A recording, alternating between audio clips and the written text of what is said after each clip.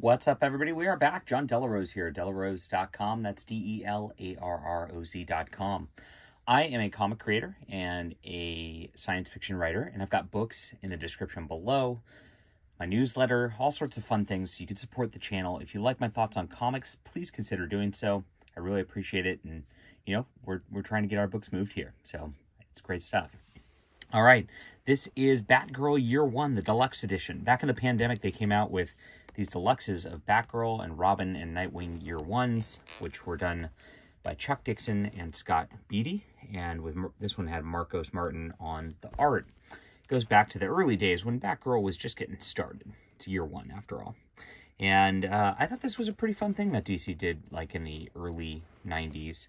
To sort of, reintroduce these characters. Pretty cool art on the inside by Marcos Martin. Like the little difference from the dust jacket on the cover art. Basically, Batgirl is just like starting out. You start out with this character called the Killer Moth, who shows up at a gala. And then we go back and we find out that Barbara Gordon really wants to be a police officer. And her father really doesn't want her to be. Marcos Martin's art is okay. It's very simple, but it actually kind of works for the story. So I'm not like, it's not my favorite, I'd say, but it's not, you know, it works. So it works all right. Story flows really well, and there's the tension with her and the father. It's very, very Gen X kind of thing where it's like, I'm going to do it anyway, Daddy. No, you're not. You're my girl, and I'm going to keep you safe. And there's a fight with them because of that. This Killer Moth is also looking to establish himself as a like grade A bad guy as he's going through things. And so Batgirl's investigating into his crimes.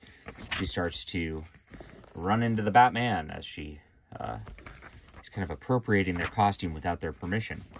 And Batman and Robin over the course of this start to help her out from behind the scenes.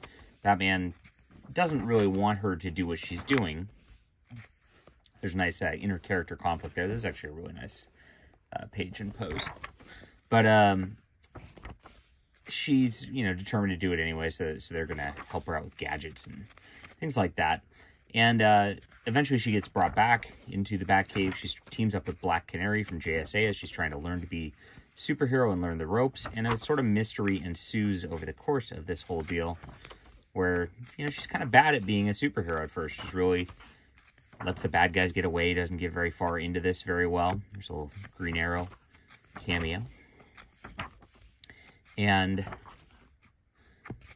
then she kind of overcomes things to defeat the Killer Moth and the bad guys along with it as a bigger plot unfolds. And eventually she earns the respect of Batman, and he says, she's part of the team. Jim Gordon accepts that she's there.